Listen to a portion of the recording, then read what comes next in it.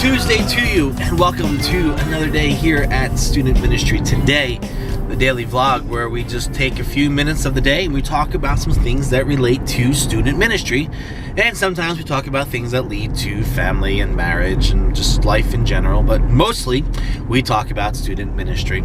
Thanks so much for checking in today. If you are a subscriber, we welcome you back. If you are viewing us for the first time and you are not a subscriber, we want to encourage you to subscribe.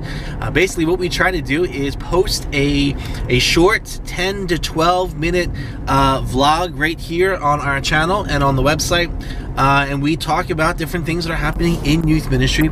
I use a lot of the things that are happening in our youth ministry as the kind of like the jumping off point for dialogue, as well as sharing some of my experience and some of the things I've done in the past, some of the successes, mostly the failures, and just how they are shaping us to do student ministry today. So love it if you give a thumbs up, leave your comments below, and be sure to check the descriptions, because anything we talk about that has any connection with anything else out there, you're going to find links, all of that below, and we want you to check those things out. So it is Tuesday, and I am glad that you're checking in, and here's the question I have for us today to think about. So Halloween is a topic that comes with a gazillion opinions and theories and philosophies, and what does that look like for us here in youth ministry? So here's what I've done in the past.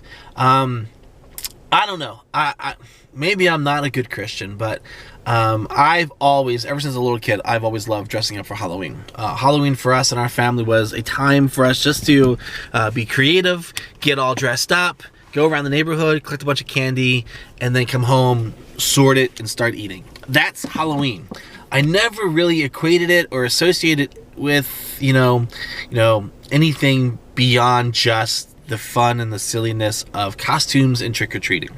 As I got into my teenage years, kind of started enjoying going to, haunted houses. We went to a place where I actually got to work in a haunted house for a couple years, wearing costumes and scaring people as they come through. Had a lot of fun doing that.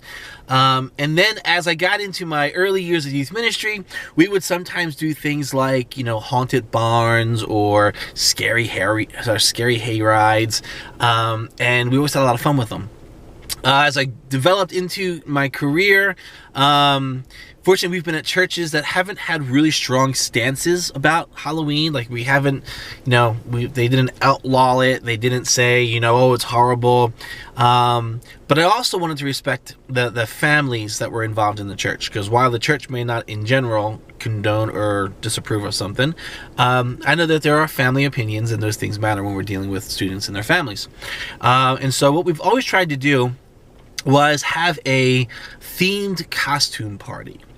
We tried to hold back from, calling it a Halloween party.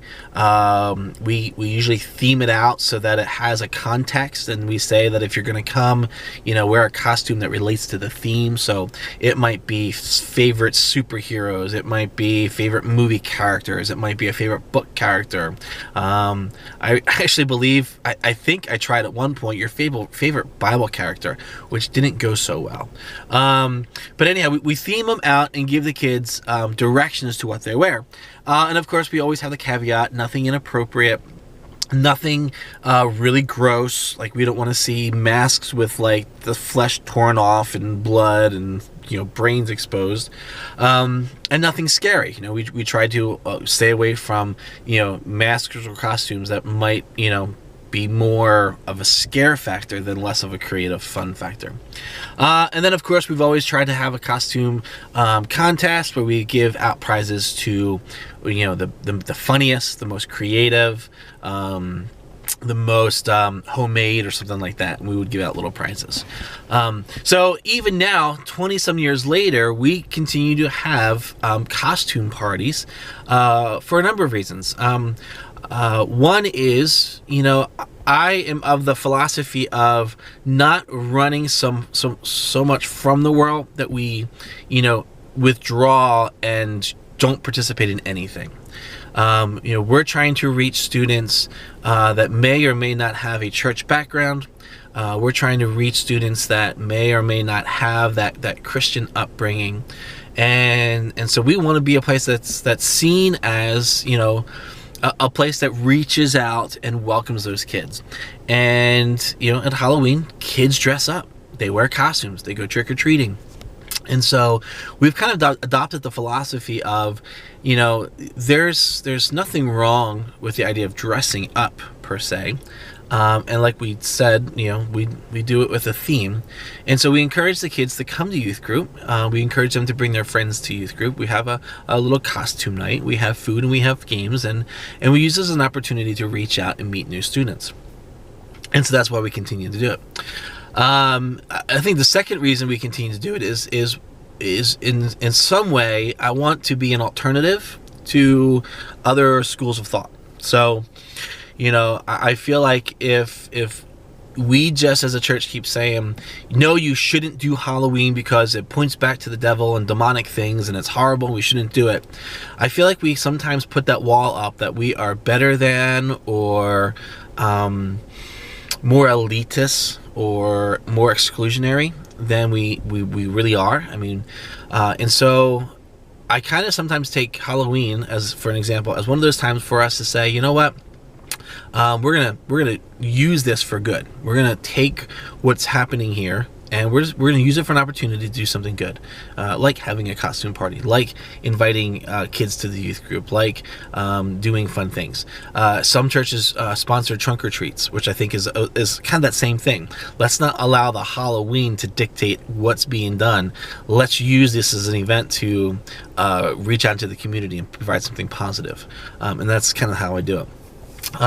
So we've done Halloween things for years. I still go back and forth with some of the scary stuff. Kind of as I've grown up, I stay away more from the haunted houses now, because I think haunted houses have kind of gone, far, so far as to, put really realistic blood and gore and guts. And there was a time you could walk through a haunted house and, it was all make-believe and it was special effects and it was fun. And you were never taught, you were never touched, you were never grabbed. It was just, for fun scare factor. And I've heard of multiple stories where kids have gone through haunted houses now, or scare festival type things, and they're pretty intense. And I don't know that, for me, that's something I want to put my students in. There's some fun things that we can do, and I think we do those, but I don't know that I need to go to the extreme to do some of those things. But what I'm thinking is, this year, Halloween falls on a Wednesday night. Wednesday night is the night that we meet with our junior hires. And so we made the determination, knowing our students, to not have youth group on that particular night. And so we had, if you saw yesterday's vlog post, we had our costume party as a bowling party just this past Saturday. And so we're not having youth group tonight because what I know of my context and community, our students will not come to youth group because they're going to be trick-or-treating. Maybe not all of them, but probably about 97% of them will be trick-or-treating. And truth be told, I am still a parent of young kids who want to go trick-or-treating. And so for me as a father, I want to be there with them as they trick-or-treat. So we've decided to not have youth group this Wednesday night, which is Halloween, and instead we've encouraged the kids, you know what, you're going to go trick-or-treating? That's great. Go trick-or-treating, be smart, have fun, and enjoy that time. What I plan to be doing is actually going with my kids to a local neighborhood where we live, where a lot of our students go and trick-or-treat, and we're just going to be there. We're going to trick-or-treat, we're going to see who we can see, and we're going to say hi to whoever we can say hi to, and we're just simply going to have fun. So here's where I want to bring this all to. My questions for you. What do you do with your student ministry during the season of Halloween? What activities do you promote? Costume parties? Do you promote trick-or-treating? Does your church sponsor a trunk or treat? And if they do, what's the role that the student ministry plays in the trunk or treat? What's your position on Halloween? What's your position on going trick-or-treating? I don't want to start a great argument or debate. I just want to hear what your ideas are. How do you guys do it? Since Halloween does fall on a Wednesday night, are you canceling your Wednesday night events? Or are you going to continue to hold something? And if you do, I'd love to hear why you're doing that, and I'd love to hear the results of that on the next day. Again, not trying to start a great debate. Don't want to, say anything or do things that offend anybody. Just mostly out of curiosity. How do you handle Halloween with your students, and what do you do when Halloween falls on the night that you meet with your students? Like I said, we're canceling. We're going to enjoy that night as a family and out in the community with our students. Love to hear what you have to say about all of that and your thoughts on Halloween. Leave those comments below.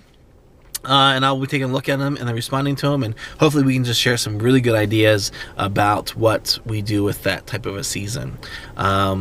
Yeah, that's kind of what I want to know today. All right, so thanks so much for watching. As always, we would love a thumbs up if this was something that you thought was helpful or encouraging, or at least thought-provoking. And if you have not subscribed, please subscribe. We're trying to build a community here of youth workers that want just to simply talk about what youth ministry looks like in today's culture. So that's why we call it Student Ministry Today. All right, guys, I got to get to work. Thanks so much. We'll see you next time right here on Student Ministry Today, the vlog.